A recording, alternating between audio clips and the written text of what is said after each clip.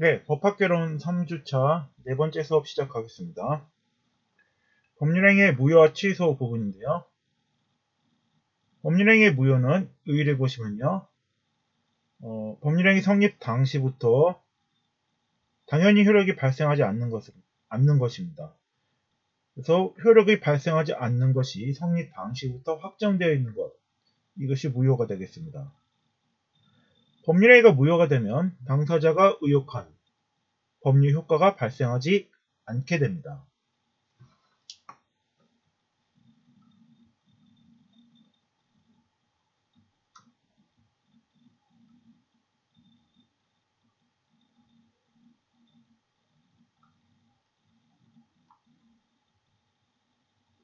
법률행위의 무효는 전부 무효와 일부 무효가 있습니다.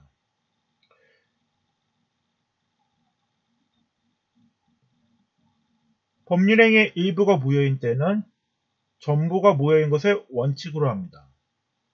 그러나 그 무효 부분이 없더라도 당사자가 다른 법률행위를 하였을 것이라고 인정될 때에는 나머지 부분은 무효가 되지 않습니다. 이것이 일부 무효의 법리라고 합니다.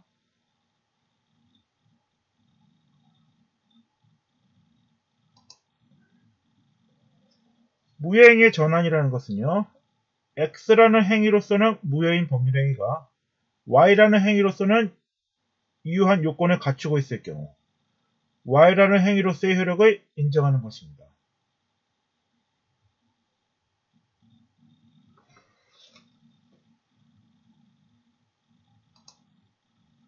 무효행위의 취인은요. 무효인 법률행위는 당사자가 그 효과를 받겠다는 취인의 의사표시를 한다 하더라도 효력이 생기지 않습니다. 강행법규에 위반한 선량한 풍속 기타 사실세에 반하는 법률행위는 당사자가 취인한다 하더라도 효력이 생기지 않습니다. 민법 제103조의 강행법규, 민법 제104조의 불공정한 법률행위의 경우 당사자가 취인을 한다 하더라도 그것을 유효하지 않습니다. 관련 조문을 보시면요.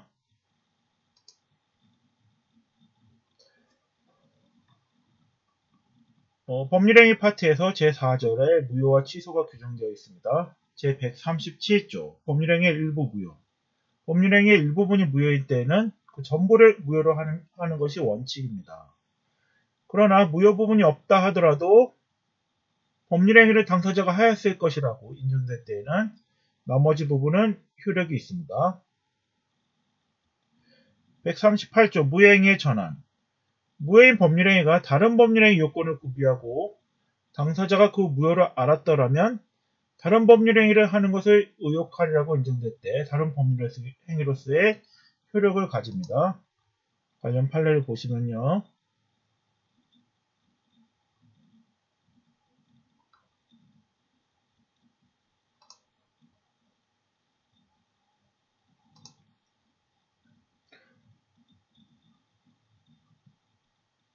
법률행위 당사자가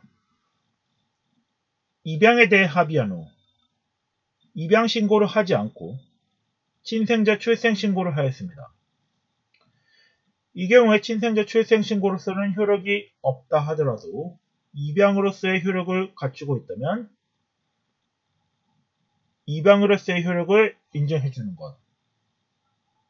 이것이 무효행위의 전환이 되겠습니다. 제139조 무효행위의 취인.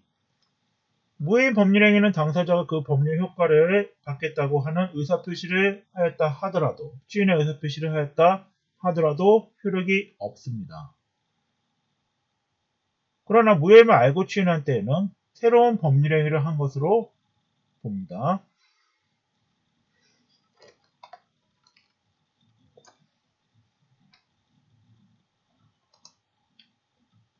법률 취소를 보시면요. 취소는 법률행위가 일단 유효하게 성립이 됩니다. 그 이후에 그 법률행위 효력을 부인하고자 하는 제한 능력자 또는 착오나 사기, 강박을 이유로 한 법률행위를 한 자는 취소권을 행사할 수 있습니다.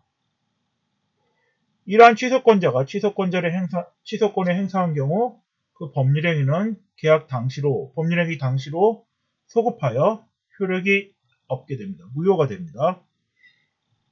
이것을 취소라고 합니다. 취소권자는 법의 규정이 있는 자만이 행사할 수 있습니다.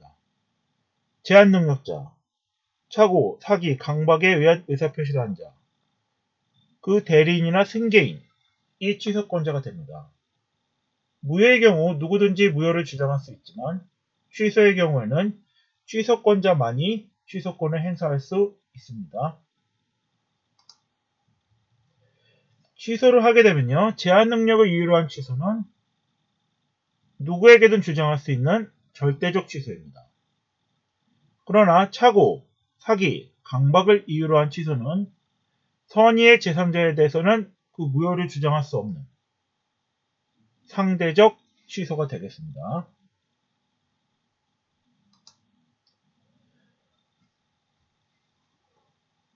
취소할 수 있는 행위는 취소권을 행사하기 전에 취소권을 행사하지 않고 당사자가 그 법률 효과를 받겠다는 취인의 의사표시를 할 수도 있습니다. 취인은 취소권의 포기가 되며 취인을 행사하게 된 경우 법률행위는 확정적으로 유효가 됩니다.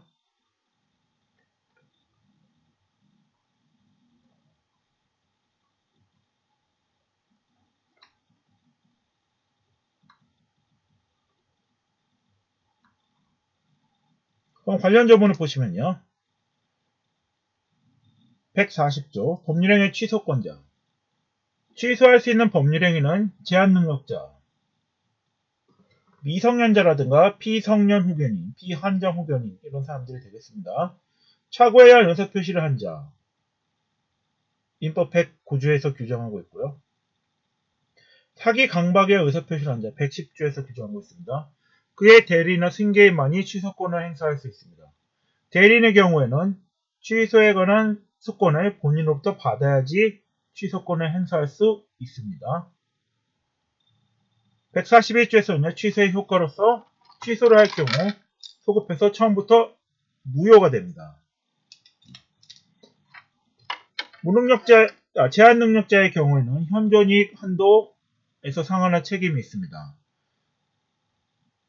취소권 행사로 인해서 법률행위가 처음부터 무효가 되면 당사자 간의 부당이득 반환 관계가 성립합니다.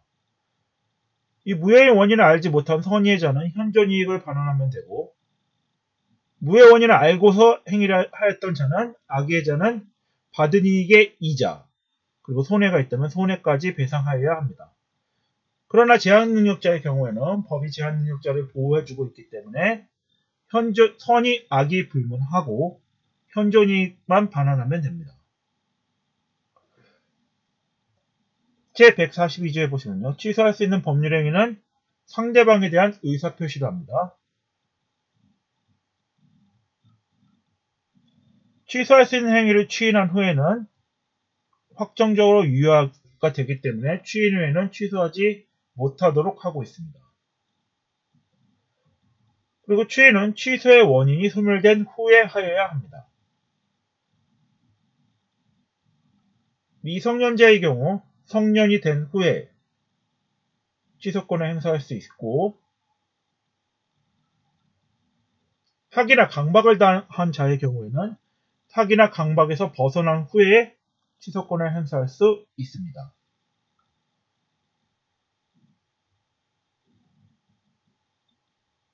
취소할 수 있는 법률행위라 하더라도 145조 1호부터 6호까지에 있는 사유가 발생하면 그것은 당사자가 취인의 의사표시를 별도로 하지 않더라도 145조 규정에 의해서 취인한 걸로 간주가 됩니다.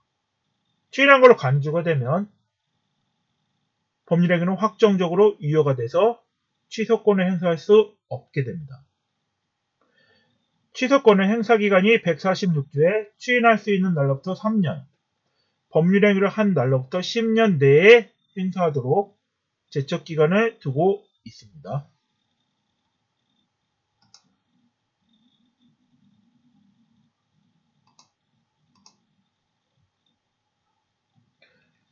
법률행위 부관으로서 조건과 기한이라는 것이 있습니다. 조건이라는 것은 법률행위 효력 발생 또는 소멸을 장래의 불확실한 사실의 달성에 의존하게 하는 법률행위의 부관이 되겠습니다. 장래에 발생할 것이 확실한 경우에는 기한이 되는 것이지 조건이 되는 것이 아닙니다. 법률행위의 효력이 발생하지 않다가 조건이 성취되면 효력이 발생하게 되는 것을 정지조건이라고 하고, 일단 법률행위의 효력이 발생하였다가 조건이 성취되면 효력이 발생하지 않게 되는 것을 해지조건이라고 합니다. 기한이라 함은 법률행위의 효력의 발생 또는 소멸을 장래의 확실한 사실에 따르게 하는 법률행위의 부관입니다. 조건과의 차이는 조건은 장래의 불확실한 사실을 가지고 하는 것인데 기한은 장래에 발생할 것이 확실한 사실을 대상으로 합니다. 그래서 시기 같은 경우는 시작하는 것이 되겠습니다. 내년 1월 1일부터 임대한다. 내년 1월 1일은 반드시 오는 것이기 때문에 장래에 발생할 것이 확실합니다. 그렇기 때문에 이것은 기한이지 조건이 아닙니다. 종기는 장래의 법률행위 효력을 장래의 확실한 사실에 따르게 하는 것입니다. 내년 12월 31일까지 임대한다. 내년 12월 31일은 반드시 도래하는 것이기 때문에 기한이 되겠습니다.